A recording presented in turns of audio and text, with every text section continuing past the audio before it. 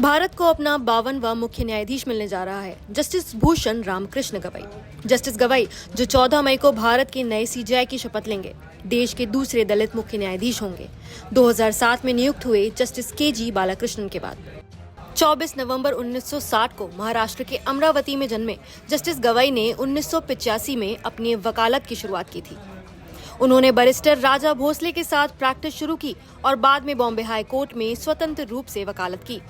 1992 में वो assistant government pleader और एडिशनल पब्लिक प्रोसिक्यूटर बने। 2003 में बॉम्बे हाई कोर्ट के अतिरिक्त न्यायाधीश और 2005 में स्थायी न्यायाधीश नियुक्त हुए।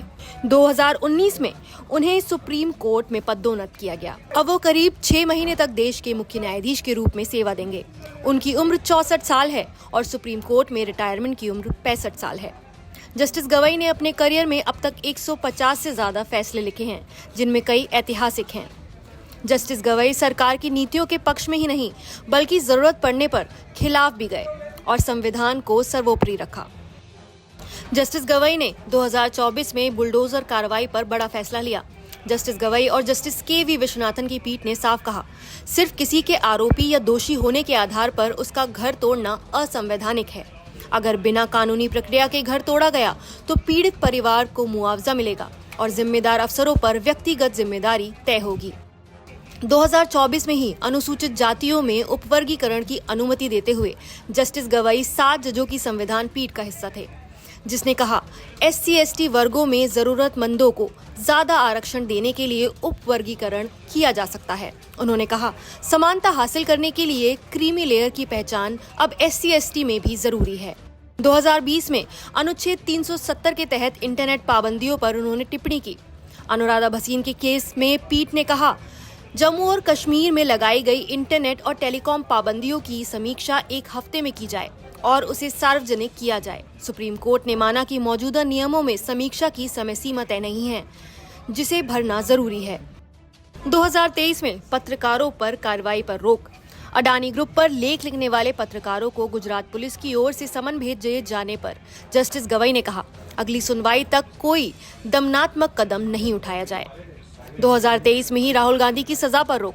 मोदी उपनाम मानहानि मामले में सुप्रीम कोर्ट की पीठ ने राहुल गांधी की सजा पर रोक लगाते हुए कहा, ये मामला केवल उनके नहीं बल्कि उनके निर्वाचन क्षेत्र के मतदाताओं के अधिकारों से भी जुड़ा है। 2023 में तीस्ता सीतलवाड़ को नियमित जमानत। 2002 के गोधरा दंगों से जुड़े सबूतों के फर्जीवाड़े के मामले में जस्टिस गवई की पीठ ने नागरिक अधिकार कार्यकर्ता तीस्ता सीतलवाड़ को नियमित जमानत दी। 2024 में दिल्ली शराब नीति केस में मनीष सिसोदिया को जमानत। जस्टिस गवई की बेंच ने विपक्ष के नेता सिसोदिया को जमानत देते हुए कहा कि लंबी हिरासत से आरोपी के मौलिक अधिकार प्रभावित होते हैं। ट्रायल में देरी हो रही है, इसलिए जमानत दी जाती है। हालांकि कुछ बड़े मामलों में जस्टिस गवई सरकार के पक्ष में भी रहे, जैसे 2023 में नोटबंदी को संवैधानिक ठहराया।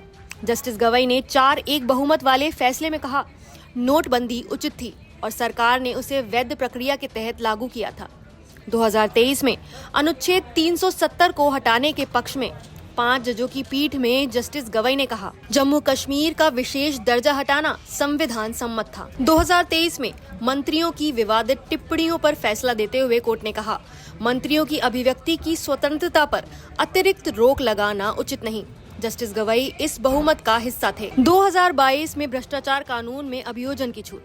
नीरज दत्ता केस में कहा गया, अगर शिकायतकर्ता की सीधी गवाही न हो तो भी अन्य साक्ष्यों से आरोपी सरकारी अफसर की दोषिता तय की जा सकती है। जस्टिस BR गवई एक ऐसे न्यायाधीश हैं जिन्होंने कानून की कसौटी पर सरकार और आम नागरिक दोनों को समान दृष्टि से परखा। अब भारत की सर्वोच्च अदालत की कमान उनके हाथों में होगी, जहां संविधान सर्वोपरि है। उनका सफर कैसा होगा, ये देखना अभी बाकी है। नमस्कार, मैं हूं मानक गुप्ता। अगर आपको हमारा ये वीडियो पसंद आया हो तो इसे लाइक और शेयर जरूर करें और हाँ, हमें सब्सक्राइब और फॉलो करना ना भूलें ताकि आप देश और दुनिया की कोई खबर मिस ना करें।